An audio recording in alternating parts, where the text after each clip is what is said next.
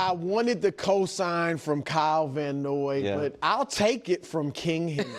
I will take it from King Henry. And I get it, Kyle. You're the defense. You don't want to get ahead of yourself, count your chickens before they hatch, so to speak. You got work to do. All right, so don't get cocky. I actually like that attitude. But I considered shelving T7. But after the King thank goodness. co-signed, I thought he was about to say Brew is right. I mean, he gave it such a strong cosign. The toy toss that transformed the tacklers is back, and so are the Ravens. Nick, look at this. Look at this graphic. What am I looking at? Look at this graphic. It happened last year. It's happened this year. Defense was giving up 35 points a game. Now 13. Yardage dropped. Look at the rush. I mean, almost cut in half. The takeaways have doubled in less games. Passer ratings dropped tremendously. And they still have work to do. Now, they're going to continue to get better. Minnesota is not an easy game. Like, they don't have any room for error. So they have to, like, show up, and they seem to have the right attitude. Van Noy seem to have the right attitude. Obviously, all of them are talking the right stuff. But, you know, you can't slip up. Minnesota's tough, but I do expect them to go out there. Their offense, obviously, is great, and the defense is getting there, and I think will continue to get better. Yeah, look, they're policing themselves. I love it. I love that this was a thing that your quarterback came out and said, you know what? I did it. This was on me. I took the toys out, all the games, all the extracurricular because we had to focus. It truly aligns. And I know coaches can say this type of thing. And you guys heard me when we thought it was a Harbaugh-led thing. It's like, man, that might not go over well. But when it's done by your quarterback, you're going to respond accordingly. I think to say that they're back, I want to see what they look like against the Minnesota Vikings. Because you weren't here. I did not think the defense played well in the first half against Miami. They allowed 6 points in the game, so it sounds weird and it sounds like I'm being a hater. Miami got the ball inside the 30 a half dozen times. It felt like Miami could have had 20 points at halftime, but they're the Dolphins. It was bend but don't break. Right. And it was in the red zone. And so I was less encouraged by that defensive performance than allowing 6 points would suggest. And it seems like you feel similar. Yeah, look, I think the acquisition that they just got with Draymond Jones it can be big. Their biggest issue is in the middle, in the center of that defensive line. Losing that meat, that bulk that they absolutely. But however, they haven't been able to get pass rush. They've struggled in the back end. And when you don't get those things, we've talked about this ad nauseum. When you're talking about great defenses, you're constantly talking about guys who can pressure the quarterback, who can disrupt what you want to do as a passing attack. If you can't do that, you're going to struggle. I don't care who you are. You're going to always give a team a chance to come back like the Bills did and make a run to beat you in the waning moments of the game. So I like the move that they made. I think they're figuring it out. This game against the Vikings, it's huge. Yeah, look, I think the acquisition that they just got with Draymond Jones it can be big obvious. Their biggest issue is in the middle and the center of that defensive line, losing that meat, that bulk that they absolutely but however, they haven't been able to get pass rush. They've struggled in the back end. And when you don't get those things, we've talked about this at nauseum. When you're talking about great defenses, you're constantly talking about guys who can pressure the quarterback, who can disrupt what you want to do as a passing attack. If you can't do that, you're going to struggle. I don't care who you are. You're going to always give a team a chance to come back like the Bills did and make a run to beat you in the waning moments of the game. So I like the move that they make. I think they're figuring it out this game against the Vikings. Okay? Yeah, it's huge. Sunday. Yeah, this game against the Vikings is huge for multiple reasons. Because the Vikings defense is great, you know. It may not feel as suffocating as it did last year and whatnot, but that defense can still bring it. And the Vikings, they're also in this, like, we got to win, right? They don't have a big margin of error. And throughout the entire season, people have been able to get to the quarterback, whether it's Carson Warrer or J.J. McCarthy. The way how you know if the Vikings are back or not is simply this. To me, from my viewpoint, do you make J.J. McCarthy look like he's about to have his 4th start-in of his NFL career? J.J. McCarthy, absolutely. I'm so consistent with this. If you're a great defense, if you're a great defense coached defense, you consistently make young quarterbacks look like young quarterbacks. Just go back however far you want in the NFL. It consistently, is it again, unless maybe you are truly an all-time special great quarterback? You find your way through it. But if you're a great defense, if your defense can do damage, you are salivating at the idea of like we're going up against a quarterback who hasn't even had like 100 snaps in his career. Like you just can't wait. You just can't wait. And if you can't disrupt that quarterback and make that quarterback uncomfortable, then you have problems.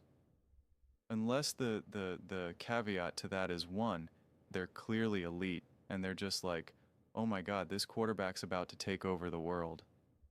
Or they are so mobile, they are so hypermobile that like the pressure that you're trying to generate on them can really be kind of like taken away with their legs. Now JJ is mobile, but he's not Lamar. I mean, we're talking to the Ravens here who have like the king of all kings of a mobile quarterback here. So if you're a high, because again, if you can't make JJ McCarthy uncomfortable, how are you making Patrick Mahomes uncomfortable? How are you making Josh Allen uncomfortable? That's what it gets boiled down to me. If you can't make JJ McCarthy uncomfortable, how are you possibly making Patrick Mahomes uncomfortable? Josh Allen uncomfortable? Aaron Rodgers uncomfortable? I mean, seriously, that's what it gets boiled down to for me. So, but if you find yourselves in this like straight up game and you're like, oh man, Vikings are looking, and again, this is no value statement on JJ and the Vikings whatsoever. This is specifically looking at it through the lens of the Baltimore Ravens, where it's like, how great are you? Did you just have some injuries and a hiccup earlier on in the season that you resolved it now? And if you did, you come away with this win. And it's not to say that that JJ McCarthy, goes 7 for 30 or something and 3 interceptions, right? Like I'm not trying to paint this like drastic extreme picture, but it should just feel very obvious. You should be watching this game. And it's not to say that JJ is not going to be able to make some plays and not to be able to show his own growth and his own worth for the Minnesota Vikings. It's not this all or nothing type situation here. But you should just feel like, yeah, JJ is a young quarterback. He's a little uncomfortable out there. Baltimore Ravens are really kind of getting after him. And this Ram and this Vikings and this Ravens offense is able to, yeah, great. You're a great defense, Vikings. That's awesome. We're better, right? Like it should be clear, because if it's not clear, I just keep emphasizing, well, then it's not clear. You're going to be able to get by the Chiefs or the Bills or any other AFC team you want to use right now, the Colts. So that's the Patriots. That's the lens that I'm looking at it through. The Ravens, unfortunately, right now have a very concrete, more harsh lens, because that they have to win. They have to win. They have to win. They have to win. They have to win. And I do agree, and I'm obviously not a hater of the Baltimore Ravens and Lamar, because I rip Nick for his take when he was like, oh, Lamar is going to be rusty. And even when he tried to double down on, I think Lamar was rusty for the first half. It's like, no, totally disagree with that. But I do agree that the defense wasn't great against Miami in that first half. I mean, that was very obvious. That game should have been a lot closer than it was, and it was more about the Miami Dolphins being the Dolphins than the Ravens playing this great defense. I do think that's 100% fair, but Tua is not as bad of a quarterback, as everyone wants to make him out to be.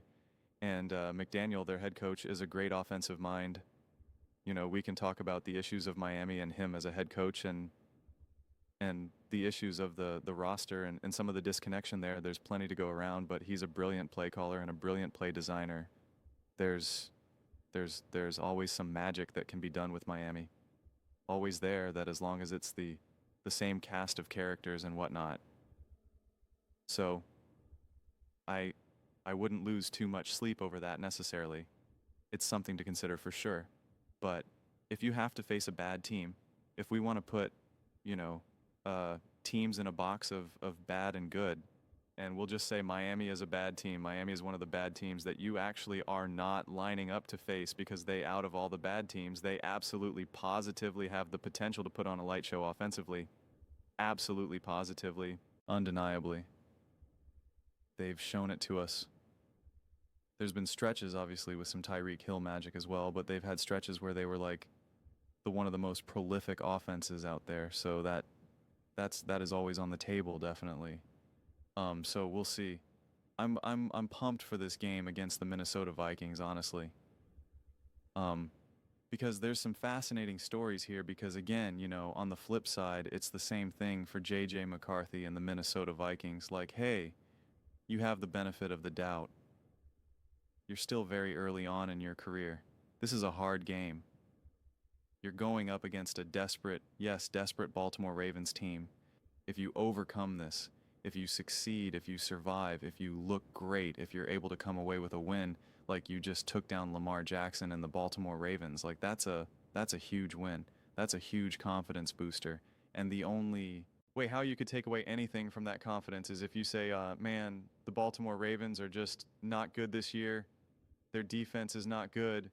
Lamar Jackson and Derek H, they're just not good enough right now to overcome any of these issues. So it's just either way, it's going to be fascinating. But you have to feel that the Baltimore Ravens have to feel we're in control of this game. We're the ones that are in control of this game. We're the ones that have the experience. We're the ones that have like the real Super Bowl aspirations. Earlier in the season, it was it was injuries and hiccups. That's it. Don't bury us. We are for real. We are legit. And you show it. You show it on Sunday. Will you? I don't know. That's why I can't wait to find out.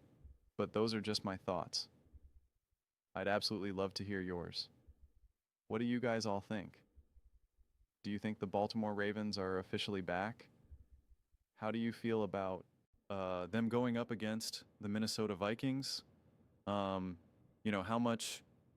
much room do you think J.J. McCarthy should have to look good in a game like this, considering his very specific circumstances? Let me know your thoughts in the comments below. I read every single comment. So, whether you agree with me or disagree with me, either way, let's get in some discussions, let's get in some fights. But ultimately, let's just have some fun.